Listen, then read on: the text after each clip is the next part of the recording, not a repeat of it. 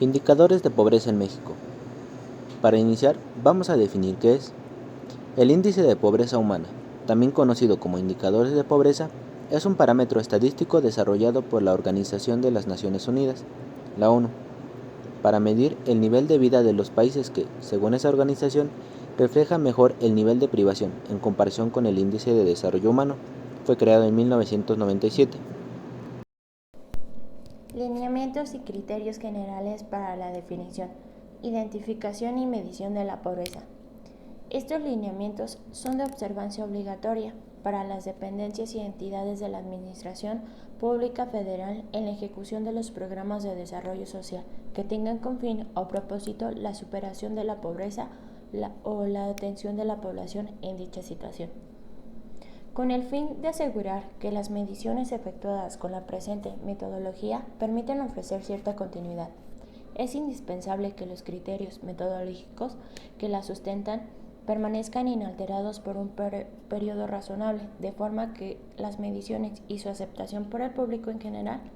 Por eso las posibles modificaciones a los presentes criterios metodológicos deberán realizarse con un intervalo no menor de 10 años. ¿Y cómo se mide la pobreza en México?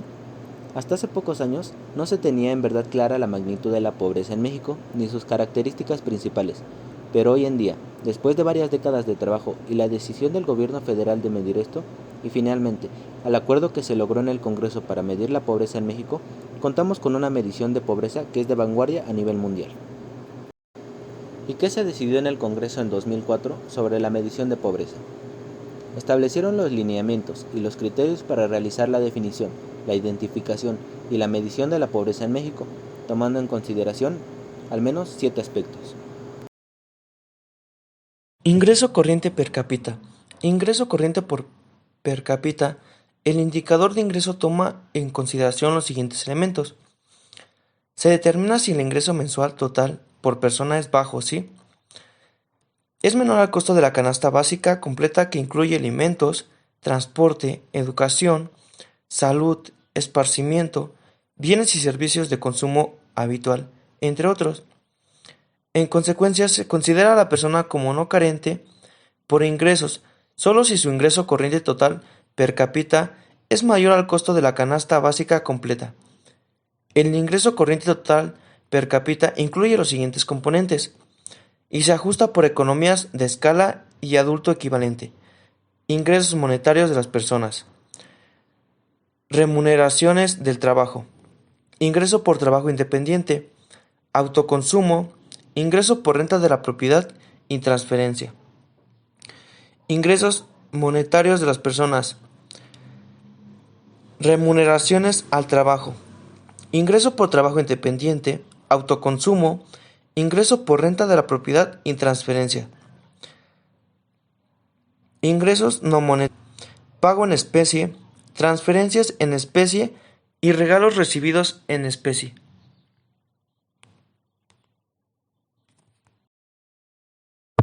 Rezago educativo promedio en el hogar. El rezago educativo por promedio en el hogar, el indicador toma en consideración los siguientes elementos, como que las personas de 3 a 15 años de edad asistan a un centro de educación básica o que hayan terminado la educación secundaria, que las personas nacidas antes de 1982 cuenten al menos con primaria completa. En síntesis, la persona se considera como no carente, solo si está en edad escolar y asiste a la escuela, o si de acuerdo a su edad ha concluido la primaria, secundaria o según los criterios antes señalados.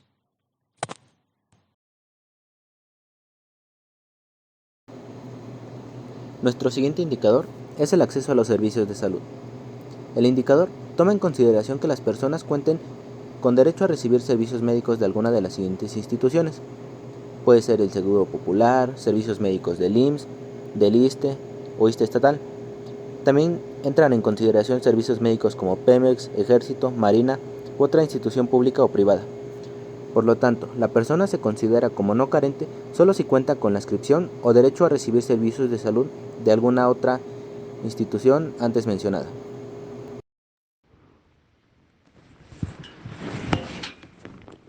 Acceso a la seguridad social. El indicador toma en consideración los siguientes elementos: que la población económicamente activa, asalariada, tenga toda y cada una de las siguientes prestaciones laborales: servicio médico en el IMSS, ISSSTE estatal o Pemex, sistema de ahorro para el retiro o inscripción a una administradora de fondos para el retiro, e incapacidad laboral con goce de sueldo, que la persona reciba jubilación o pensión independientemente de su edad, que las personas de 65 años y más sean beneficiarias de algún programa de adultos mayores de transferencias monetarias.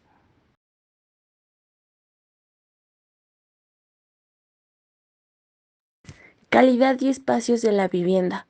El indicador toma en consideración que la vivienda cuenta con materiales de construcción y espacios con las siguientes características: piso firme de cemento o recubrimiento, laminado, mosaico, madera. El material de techos sea losa de concreto o viguetas con bovedilla, madera, terrado con viguería, lámina metálica, de abesto, palma, teja o de calidad superior. El material de muros sea tabique, ladrillo, block, piedra, concreto, madera, adobe o de calidad superior. Que el número de personas por cuarto, contando la cocina pero excluyendo pasillos y baños, hacinamiento, sea menor a 2.5. La vivienda se considera como no carente solo si se satisfacen de forma simultánea los 4 criterios.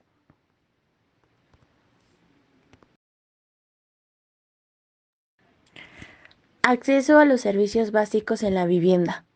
El indicador toma en consideración que la vivienda cuenta con todos los servicios básicos con las siguientes características: agua entubada dentro de la vivienda o fuera de la vivienda, pero dentro del terreno; drenaje conectado a la red pública o a una fosa séptica; electricidad obtenida del servicio público, de panel solar o de otra fuente planta particular; y que el combustible para cocinar sea gas LP o gas natural; electricidad, y si es leña o carbón, que la cocina cuente con chimenea. La vivienda se considera como no carente solo si satisfacen la forma simultánea de los 4 criterios anteriores. Nuestro último indicador es el acceso a la alimentación. El indicador se construye a partir de la Escala Mexicana de Seguridad Alimentaria, la EMSA, y toma en consideración los siguientes elementos. En los hogares, donde solo residen adultos, se valora si en los últimos 3 meses, por falta de dinero o recursos, algún integrante del hogar tuvo una alimentación basada en muy poca variedad de productos, dejó de desayunar, comer o cenar, si tal vez comió menos de lo que piensa que debía comer, si se quedó sin comida, tal vez sintió hambre pero no comió, y si comió una vez al día o dejó de comer en todo un día. De acuerdo a lo establecido en el Congreso, la pobreza se agrava o se reduce si alguno de estos factores cambia. La medición de pobreza debe hacerse nacional, estatal y municipal. Antes no sabíamos en qué regiones se presentaban los mayores problemas de pobreza, por lo que la acción del gobierno se veía limitada. Hoy es claro que la pobreza del país es el resultado de la pobreza de las 32 entidades federativas. Por lo mando de la Ley General de Desarrollo Social de Medición de Pobreza, la realiza el Consejo Nacional de Evaluación de la Política de Desarrollo Social, Coneval, institución con autonomía técnica y de gestión para llevar a cabo esta labor. La información que deberá utilizar el Coneval para la medición de la pobreza en México es aquella que genera el Instituto Nacional de Estadística y Geografía, el INEGI, con una periodicidad mínima de 2 años para información estatal y de 5 años para el ámbito municipal. Y bueno, para los que no hemos entendido la importancia de los indicadores de pobreza en México, consideremos un par de ejemplos con los que se cuenta de acuerdo al último censo y encuestas de empleo del INEGI. En los últimos años, todas las entidades federativas, sin excepción alguna, han mejorado el acceso a la educación básica, el acceso a la derechohabiencia, de salud y la calidad y servicios de las viviendas. Todo lo anterior tiende a bajar la pobreza, tal y como el Congreso definió la medición. Por otra parte, es cierto que en la reciente crisis financiera y el incremento de los precios de los alimentos básicos, que a nivel mundial dio un gran golpe a México, por eso disminuyó el poder adquisitivo del ingreso, especialmente en las zonas urbanas, a pesar de que este se ha estabilizado a partir del 2010. Esto tiende a incrementar la pobreza y con la situación que actualmente vivimos va a seguir incrementando esta pobreza. ¿Para qué nos sirve esto? En primer lugar, para rendir cuentas en Atenco, en Texcoco, en Chiconcuá, en fin, en todo el país. Queremos saber qué ha sucedido en estos años en el acceso a los servicios de salud, con el rezago educativo, con la calidad de las viviendas, con el poder adquisitivo del ingreso y por tanto con la pobreza en cada una de las entidades federativas y en el país. En segundo, por el uso de la información, pues se deben de analizar las cifras con claridad, más allá del uso político tradicional, y determinar qué cosas no funcionan y mejorarlas y qué elementos han tenido buenos resultados en el combate a la pobreza.